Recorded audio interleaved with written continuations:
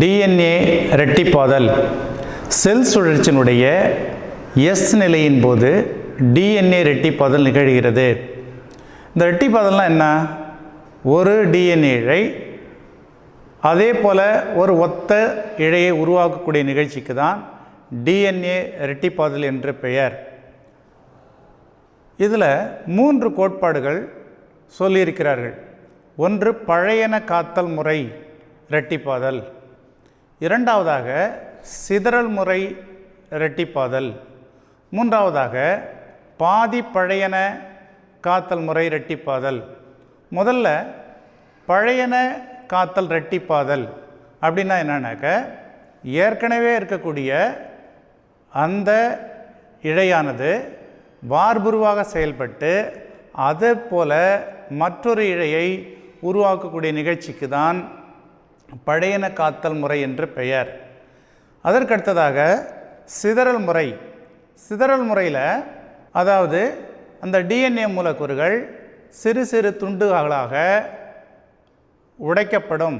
அவ்வாறு உடைக்கப்பட்ட ஒவ்வொரு துண்டும் ஒரு புதிய இழையை உருவாக்கக்கூடிய நிகழ்ச்சிக்கு சிதறல் முறை என்று பெயர். அதற்கடுத்ததாக பாதி பழையன காத்தல் முறை. இந்த பாதி பழையன காத்தல் முறையை 1953ஆம் ஆண்டு வாட்சன் மற்றும் கிரீக் ஆகியோர் இந்த முறையை விவரித்தனர். இதில் என்ன பண்ணாங்கனாக்க, டிஎன்ஏனுடைய மாதிரி வடிவத்தை அடிப்படையாக கொண்ட ஒரு கோட்பாடாகும் இது.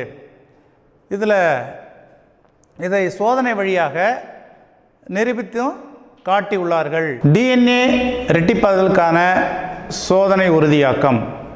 இந்த சோதனையை 1958இல் மெசல்சன் மற்றும் ஸ்டால் என்பவர்களால் நடத்தப்பட்டது. இந்த சோதனையில் எஸ்ரிச்சா கோலை பாக்டீரியாவை 2 குழுக்களாக தனித்தனியாக வளர் ஊடகங்களில் பல தலைமுறைக்கு வளர்த்தனர். ஒரு குழுவில் கன நைட்ரஜன் ஐசோட்டோப்பான நைட்ரஜன் 15 கொண்ட ஊடகத்திலும், மற்றொரு குழுவை இலகு நைட்ரஜன் ஐசோட்டோப்பான நைட்ரஜன் 14 கொண்ட ஊடகத்திலும் பல தலைமுறைக்கு வளர்த்தனர். இவ்வாறு வளர்க்கப்பட்ட பாக்டீரியங்களின் டிஎன்ஏவில் நைட்ரஜன் ஐசோட்டோப்புகள் ஊடுருவி இருந்தது. கன நைட்ரஜன் 15 ஐசோட்டோப்பிலிருந்து இலகு நைட்ரஜன் 14 ஐசோட்டோப்பை வேறுபடுத்தி அறிய சீசியம் குளோரைடு அடர்த்தி வேறுபாட்டு மைய விலக்கு சுழற்சி செய்யப்பட்டது. இந்த சோதனையில் பிரித்தெடுக்கப்பட்ட டிஎன்ஏக்கள் கன நைட்ரஜன் பட்டைகளாகவும் இலகு நைட்ரஜன் பட்டைகளாகவும் தனித்தனி வீழ்படிவாக படிந்தது. பிறகு கன நைட்ரஜன் வளர் ஊடகத்தில் இருந்த பாக்டீரியங்களை அமோனியம் குளோரைடு உள்ள ஊடகத்திற்கு மாற்றப்பட்டு 20 நிமிட இடைவெளியில் முதல் இரட்டிப்பாதலுக்கு பிறகு எடுக்கப்பட்டு மீண்டுமாக டிஎன்ஏ அடர்த்தி வேறுபாட்டு மைய விலக்கு சுழற்சிக்கு உட்படுத்தப்பட்டது. இவ்வாறு உட்படுத்தப்பட்டதில் உண்டான வீழ்படிவு முன்பு படிந்த கன மற்றும் இலகு பட்டையினுடைய இடையில் படிந்தது. 2ஆம் இரட்டிப்பாதல் நடந்த 40 நிமிடங்களுக்கு பின் மீண்டும் டிஎன்ஏ அடர்த்தி வேறுபாட்டு மையவிலக்கு சுழற்சிக்கு உட்படுத்திய போது இம்முறையில் 2 பட்டைகளாக படிந்தது. ஒரு பட்டை இலகு பட்டை, மற்றொன்று இடைநிலை பட்டையாக இருந்தது. இச்சோதனையை மூலம் வாட்சன் மற்றும் கிரீக் பாதி பழையன காத்தல் இரட்டிப்பாதல் கோட்பாட்டினை உறுதிப்படுத்தி காட்டினார்கள். இரட்டிப்பாதல் நிகழ்ச்சிக்கான தேவையான நொதிகள். புரோகேரியோட்டுகளில் 3 வகையான நொதிகள் காணப்படுகிறது. ஒன்று டிஎன்ஏ பாலிமரேஸ் 1, 2 மற்றும் 3. இவற்றில் டிஎன்ஏ பாலிமரேஸ் 3 மிக முக்கியமான நொதியாகும். ஆகையால் இந்நொதியை கோர்ன்பெர்க் நொதி என்று அழைக்கப்படுகிறது. மற்ற 2 பாலிமரேஸ் நொதியான 1 மற்றும் 2 பழுது நீக்கத்தில் பங்கேற்கின்றன. யூகரியோட்டுகளில் 5 வகையான நொதிகள் காணப்படுகிறது. எஸ்ரிச்சா கோலை பாக்டீரியாவில் டிஎன்ஏனுடைய நீளம் 4.6 இருந்து 106 பேஸ் பேயர்ஸ் நீளம் உடையதாக உள்ளது. இதில் இரட்டிப்பாதல் நிகழ்வு 38 நிமிடங்களில் நடைபெறுகிறது. பல்படியாக்கம் டி ஆக்சிரிபோ நியூக்ளியோடைட் ட்ரைபாஸ்பேட் தளப்பொருளாக செயலாற்றி ஆற்றல் தரக்கூடிய நிகழ்ச்சிக்கு பல்படியாக்கம் என்று பெயர். இரட்டிப்பாதல் நிகழ்வு தொடக்க இடம், அதாவது இனிட்டியேஷன் பாயிண்டிலிருந்து தொடங்குகிறது. புரோகேரியாட்டில் தொடக்க இடம் ஒரு இடத்தில் மட்டுமே காணப்படும். ஆனால் யூகேரியாட் செல்களில் பல இடங்களில் தொடக்க இடம் காணப்படுகிறது. டிஎன்ஏ திருகுச்சுழல் சிறு திறப்பின் வழியே திறந்திருக்கிறது. இதற்கு இரட்டிப்பாத பிளவு அல்லது ரெப்ளிகான் ஃபோர்க் என்று பெயர். டிஎன்ஏ ஹெலிகேஸ் நொதி சுருளை நீக்குகிறது. அதாவது டிஎன்ஏ இரட்டிப்பாகும்போது டிஎன்ஏ 2 கவைகளாக பிரிக்கப்படும். அவ்வாறு பிரிக்கப்படும் போது அந்த இடத்தில் ஏற்படக்கூடிய அதிகமான சுருளை டிஎன்ஏ ஹெலிகேஸ் என்ற நொதி அந்த சுருளை நீக்கி தளர்வடைய செய்கிறது. இது 3' 5' என்ற திசையில் வார்ப்பு தொடர்ச்சியாக நடைபெறுகிறது. இதில் தொடர்ச்சி இழை அல்லது வழிகாட்டி இழை என்று இதற்கு பெயர். 5' 3' திசைக்கு இழை தொடர்ச்சியற்றிருப்பதால் அந்த இழை தொடர்ச்சியற்ற இழை அல்லது பின்தங்கு இழை என்று பெயர். பின்தங்கு இழையால் உருவாக்கப்பட்ட தொடர்ச்சியற்ற புதிய துண்டங்களுக்கு ஓகசாகி துண்டுகள் என்று பெயர். இவை இந்த ஓகசாகி துண்டுகளை இணைப்பது லிகேஸ் என்ற நொதி. இணைதிறன் பிணைப்பு கோவேலண்ட் பிணைப்பு பெற்றோர் இழையில் உள்ள பழைய நியூக்ளியோடைடுடன் டிஎன்ஏ பாலிமரேஸ் நொதியாக பிணைக்கப்படக்கூடிய நிகழ்ச்சிக்கு இணைதிறன் பிணைப்பு அல்லது கோவேலண்ட் பிணைப்பு என்று அழைக்கப்படுகிறது. புதிய உருவாக்க தொடக்க ஆர்என்ஏவினுடைய சிறு பகுதி தொடக்க இழை தேவை. ஆர்என்ஏ தொடக்க இழையில் இறுதியில் நீக்கப்படுவதால் புதிய டிஎன்ஏ இழையில் இடைவெளி ஏற்படுகிறது.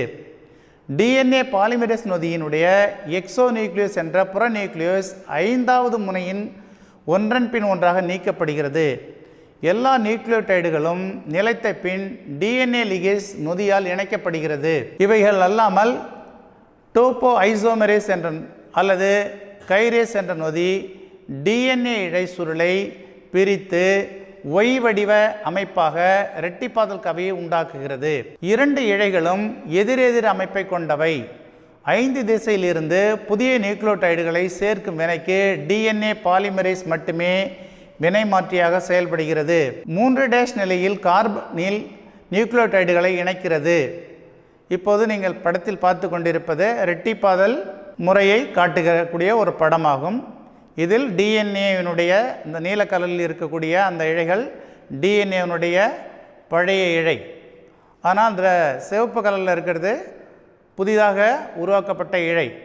இதில் எந்த இடத்துல இழைகள் உருவாகிறதோ அந்த இடத்துல டிஎன்ஏ பாலிமரேஸ் காணப்படுகிறது. இந்த முதல்ல உருவாகக்கூடிய இழை 5 3 நோக்கி செல்கிறது. இதற்கு தொடர் இழை அல்லது வழிகாட்டி இழை என்ற பெயர். அதற்கு எதிர் திசையில் இருக்கக்கூடியது துண்டு துண்டாக காணப்படுகிறது. அது தொடர்ச்சியற்ற இழை அல்லது பின்தங்கு இழை என்று சொல்கிறோம். அந்த ஒவ்வொரு துண்டுகளுக்கும் ஓகசாகி துண்டுகள் என்று பெயர். இந்த ஓகசாகி துண்டுகளை இணைக்கக்கூடிய நொதிக்கு பேர் டிஎன்ஏ லிகேஸ் என்ற நொதி. அதற்கடுத்ததாக படியெடுத்தல். பிரான்சிஸ் கிரிக் என்பவர் படியெடுத்தலுக்கு ஆங்கிலத்திலே டிரான்ஸ்கிரிப்ஷன் என்ற பெயர். பிரான்சிஸ் கிரிக் என்பவர் மூலக்கூறு உயிரினுடைய மைய கருத்தை உருவாக்கினார். The central dogma of the transcription எது என்றால், முதல்ல இருக்கக்கூடிய டிஎன்ஏ ரெட்டிப்படையும். அது ரெட்டிப்படைந்து ஆர்என்ஏவை உருவாக்கும் அது நிகழ்ச்சிக்கு படியெடுத்தல் என்று பெயர். உருவாகிய ஆர்என்ஏ புரதமாக மாற்றக்கூடிய நிகழ்ச்சிக்கு மொழிபெயர்ப்பு. டிஎன்ஏவின் ஒரு இழையிலிருந்து ஆர்என்ஏ இழைக்கு செய்திகள் நகலெடுக்கப்படக்கூடிய செயல்முறைக்கு தான் படியெடுத்தல் என்று பெயர். இந்த படியெடுத்தல் ஆர்என்ஏ பாலிமரேஸ் என்ற நொதியினுடைய முன்னிலையில் நடைபெறுகிறது. சில ரெட்ரோ வைரஸ்களான HIV போன்றவற்றில் தலைகீழ் படியெடுப்பு நடக்கின்றது. தலைகீழ் படியெடுத்தல் என்பது ஆர்என்ஏவிலிருந்து டிஎன்ஏவை உருவாக்குவது. ஆக்சுவலாக படியெடுத்தல் என்பது டிஎன்ஏவிலிருந்து ஆர்என்ஏ உருவாக்குனா அது படியெடுத்தல். ஆனால் ஆர்என்ஏவில் இருந்து டிஎன்ஏவை உருவாக்குவது தலைகீழ் படியெடுத்தல். அதற்காக ரிவர்ஸ் டிரான்ஸ்கிரிப்டேஸ் என்ற நொதியை அது பெற்றிருக்கிறது. பின்பு எம்ஆர்என்ஏ என்று சொல்லக்கூடிய தூது ஆர்என்ஏவாக படியெடுக்கப்பட்டு மொழிபெயர்த்தல் மூலமாக புரதமாகிறது.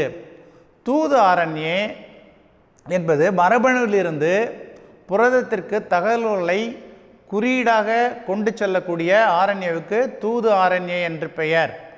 டிஎன்ஏவினுடைய இழையில் ஒரு இழை மட்டும் வார்ப்பாக மாறி தூது ஆர்என்ஏவை உருவாக்குகின்றது. படியெடுத்தலில் டிஎன்ஏ இரு இழைகளும் படியெடுக்கப்படுவதில்லை. காரணம் என்னவென்றால் ஆர்என்ஏவிற்கான குறியீடு ரெண்டிலும் வெவ்வேறு வரிசையில் இருக்கும். அதனால் புரதத்தின் அமினோ அமில வரிசையில் பாதிப்பு ஏற்படும். இதனால் டிஎன்ஏ இருவேறு புரதங்களை உற்பத்தி செய்து சிக்கல் ஏற்படக்கூடிய நிலை உருவாகும். இரண்டு வித ஆர்என்ஏ உற்பத்தி உருவாகும். இரு ஆர்என்ஏ ஒரே மாதிரியாக இருக்கும். இதனால் ஆர்என்ஏவை புரதமாக மொழிபெயர்க்கப்படுவதை தடுக்கிறது. படியெடுத்தலினுடைய அலகு. படியெடுத்தல் 3 பகுதிகளாக வரையறுக்கப்படுகிறது. ஒன்று ஊக்குவிப்பான் என்று சொல்லக்கூடிய ப்ரமோட்டார் அமைப்பு, அதற்கடுத்ததாக அமைப்பு மரபணு ஸ்ட்ரக்சரல் ஜீன், கடைசியாக நிறைவி என்று சொல்லக்கூடிய டெர்மினேட்டர். இந்த ஊக்குவிப்பான் பகுதியில்தான் ஆர்என்ஏ பாலிமரேஸுக்கான நொதி பிணைப்பு இடத்தை அளிக்கக்கூடிய இடமாக உள்ளது. இந்த ப்ரமோட்டார் ரீஜனில் தான் இந்த ஆர்என்ஏ பாலிமரேஸ் ஒட்டிக்கொள்ளும். அந்த ப்ரமோட்டார் ரீஜனில் இருக்க யூக்கரியோட் செல்களில் இருக்கக்கூடிய ஊக்குவிப்பான் பகுதிக்கு டாட்டா பெட்டி அல்லது கோல்ட்பெர்க் ஹோக்னஸ் பெட்டி என்று அதை அழைக்கிறோம். ஏனென்றால் இந்த பகுதியில் அதிகப்படியான அடினை மற்றும் தைமின் காணப்படுகிறது. ஆனால் புரோகாரியோட்டில் இந்த இடத்திற்கு ப்ரீப்னோ பெட்டி என்று அழைக்கப்படுகிறது. அதற்கடுத்ததாக வார்புரு இழை. வார்புரு இழை எந்த இழையை படி எடுக்குதோ அந்த இடத்துக்கு பேர் வார்புரு இழையின் பேர். இந்த வார்புரு இழை எப்படி இருக்குன்னா 3 டேஷ்லிருந்து, அதாவது 3 பிரைமரிலிருந்து 5 பிரைமர் துருவத்துவம் பெற்ற இழையாகும். அதற்கடுத்தாக குறியீட்டு இழை. வார்பு இழைக்கும் ஆப்போசிட்டில் இருக்கக்கூடிய இழைக்கு பேர் குறியீட்டு இழை. அது 5 டேஷ் முன்னிலிருந்து 3 டேஷ் துருவத்துவம் கொண்ட இன்னொரு இழையில் தைமனுக்கு பதிலாக யுராசில் உள்ள ஆர்என்ஏ வரிசையில் காணப்படும். அமைப்பு மரபணுக்கள். யூக்கரியோட்டுகளில் மோனோசிஸ்டானிக் வகை. மோனோசிஸ்டானிக் என்பது யூக்கரியோட்டுகளில் ஒவ்வொரு தூது ஆர்என்ஏவும் ஒரு மரபணுவை மட்டும் தாங்கி உள்ளது.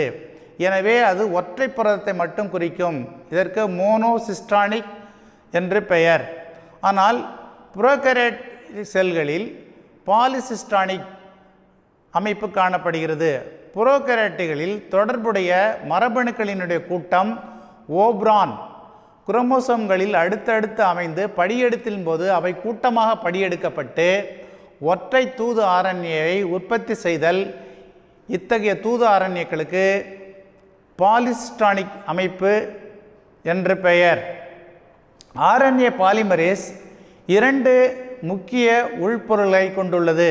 ஒன்று முக்கிய நொதி பீட்டா 1, பீட்டா மற்றும் ஆல்பா. இது ஆர்என்ஏ உற்பத்திக்கு மிக முக்கியம். சிக்மா துணை காரணி ஊக்குவிப்பானுடைய அங்கீகாரத்திற்கு பொறுப்பானதாகும். நிறைவினுடைய துணை அலகின் முழுமையான செயல்பாட்டிற்கு அங்கீகார புரதமான ரோ தேவைப்படுகிறது. இப்பொழுது நீங்கள் பார்த்து கொண்டிருக்கிற படம் படியெடுத்த அலையினுடைய திட்ட அமைப்பு.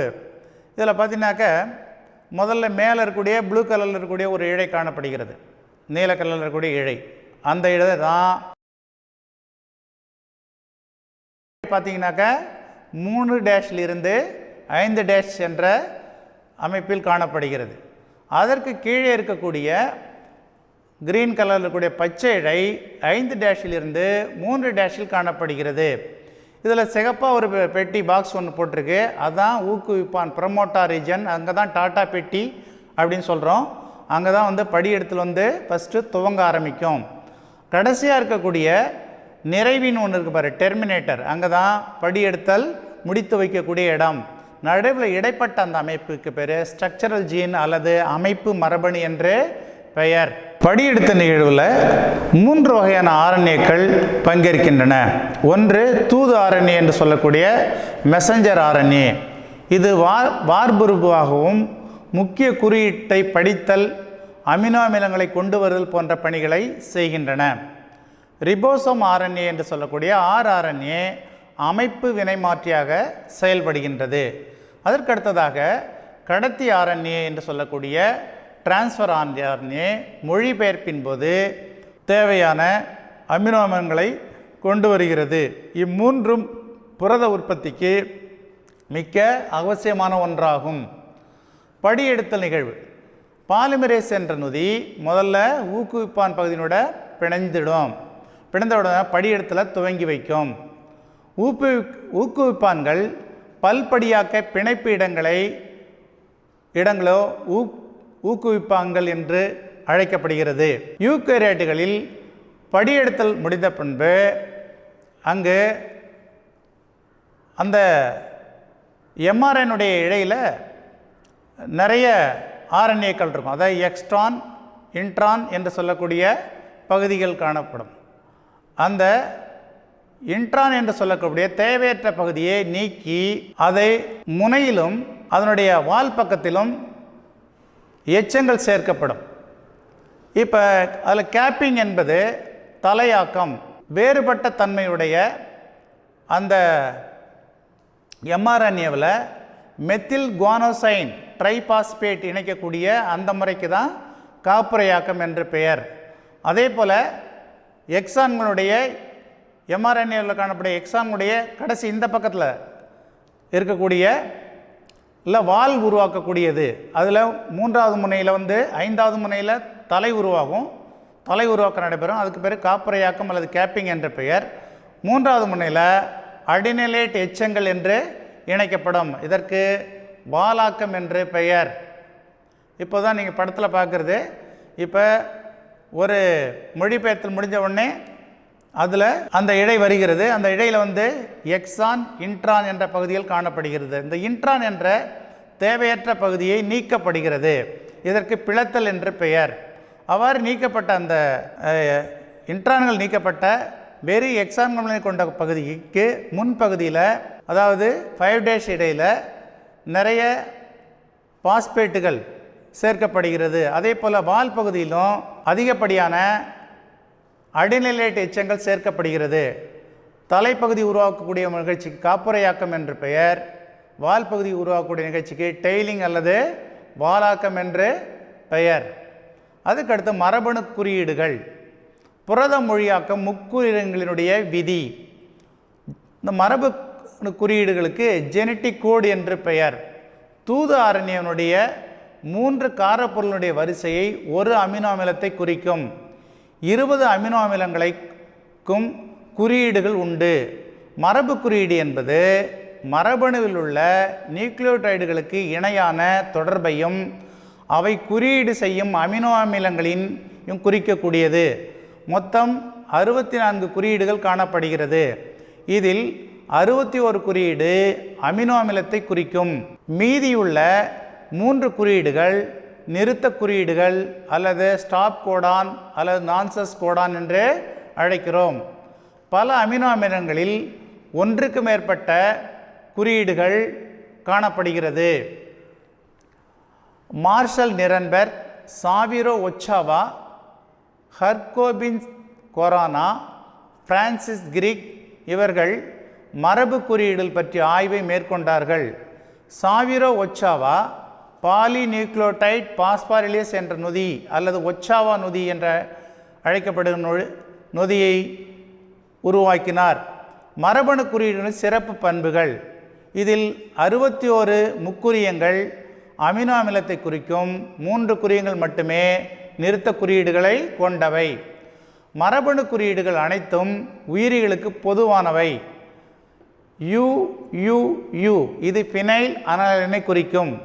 ஒரே மாதிரியான எழுத்துக்கள் வெவ்வேறு முக்கிய குறியங்களுக்கு பயன்படுத்துவது இல்லை. எடுத்துக்காட்டு GUU, GUC. 2 முக்குறியங்களுக்கு இடையே கார்புள்ளி அவசியமில்லை. செய்திகள் ஒரு முனை மற்றொரு முனை மட்டுமே படிக்கப்படுத வேண்டும். சிதைவு குறியீடுகள் ஒரு குறிப்பிட்ட அமினோ அமிலத்திற்கு ஒன்றுக்கு மேற்பட்ட முக்குறியங்கள் இருந்தால் அதற்கு சிதைவு குறியீடுகள் என்று பெயர். எடுத்துக்காட்டு GUU, GUC, GUA, GUG. இது வேலைன் என்ற அமினோ அமிலத்திற்கான குறியீடுகளாகும். குறியீடுகள் குழப்பமற்றவை. ஒவ்வொரு குறியீடும் ஒரு அமினோ அமிலத்தை குறிக்கும். இந்த முக்குறியங்கள் துருவத்துவம் கொண்ட திசையில் படிக்கப்படுகிறது. AUG என்ற குறியீடு 2 வேலை செய்கிறது. ஒன்று தொடக்க குறியீடாக மெத்தியோன் என்ற அமினோ அமிலத்திற்கு தொடக்க குறியீடாக உள்ளது. அதற்கடுத்ததாக மெத்தியோன் என்ற அமினோ அமிலத்திற்கு குறியீடாகவும் உள்ளது. UAA, UAC, டைரோசின் மற்றும் UGA, டிரிப்டோபன் இவைகள் நிறைவு குறியீடுகளாகும்.